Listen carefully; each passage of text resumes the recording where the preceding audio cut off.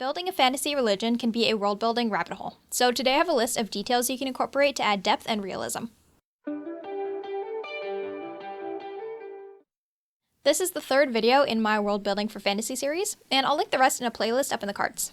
The purpose of this video series is to provide a jumping off point for beginner fantasy world builders and to give you an idea on how your world building can affect your stories. This is geared towards writers and especially novelists like myself. First, we have the beliefs of your fantasy religion. Nailing down the core values and purposes of your fictional religion is probably going to be easiest to do in the beginning because a lot of your other elements will likely be based on it. These can be things like seeking the truth of the universe, being honest and kind, or appeasing a deity with rituals. Most likely, you're going to have some kind of sacred texts. This can be something that came from a prophet, a figurehead, or a deity of some kind, and usually it's going to be telling people either stories of the past, prophecies, or things that are just right and wrong for them to do as they're observing this religion.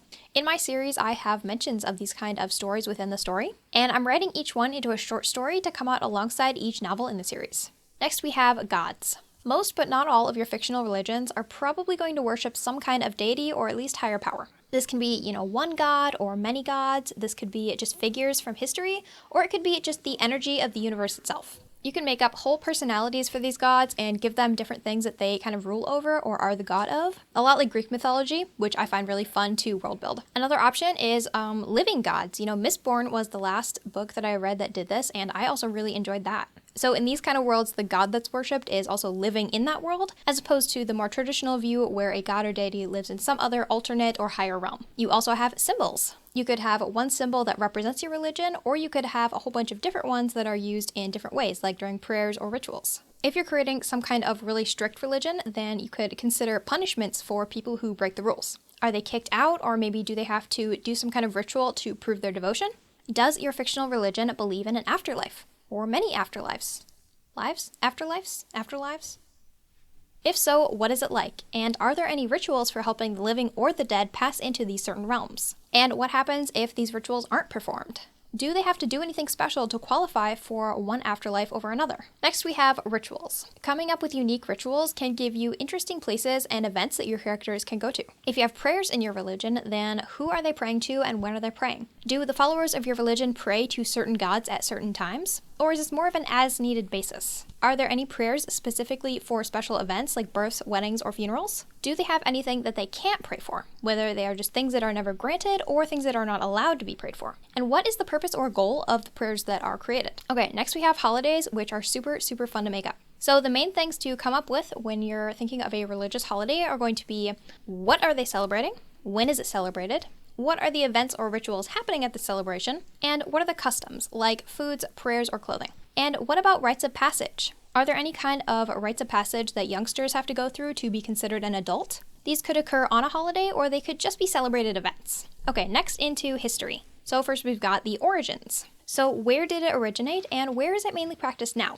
What has changed in the practices since then? Who started practicing this religion, and why did they do that? So over time, people move around and things get changed. Maybe you had in the beginning one religion in this central location, but over time they split into two main population groups. So how have any different pockets changed their beliefs or their practices? This can be used in a number of different ways. So eventually these different changes might result in two different branches of a religion that don't distinguish themselves as the same thing. Or if it's changed radically enough, they might even consider themselves a different religion. All right, conflicts. Were there any major conflicts in this religion's history? This could be wars, this could be different leaders, or it could be like country borders. Okay, next on to locations. So you might have some historical sites for your fantasy religion. This could be the first place of worship that was ever created. It could be the location of an important event or a battle, or it could just be the place where a certain rite is performed. Maybe it's the place where souls are said to cross over, or it's the gravesite of an important figure. Next is places of worship.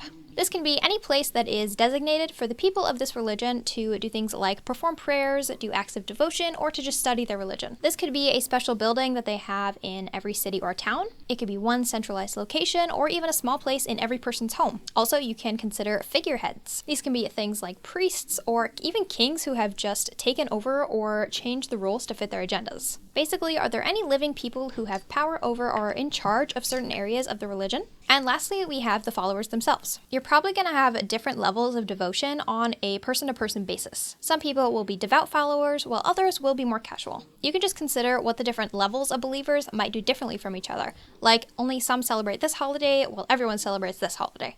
Obviously, you do not need to have all these details figured out. These are just different ideas you can draw from when you are thinking about which areas of your world building for religion you would like to focus on. Like I said, creating a fictional religion is really a world building rabbit hole. There are just so many different things that you can consider and create, and you could spend so much time making all these different little details, and it has a lot of potential for expansion in any direction you would like to take it. In my opinion, I think all that you really need are the basic beliefs and the core values, then the deities and some of the rituals figured out before you can have a really solid foundation for writing a story with characters that believe this religion. If you'd like to dive into the world of Alexia, you can check out Age of the Gods, which is a free short story I'll have linked down below. Alright, that's all I got for you, so thanks for watching. Bye!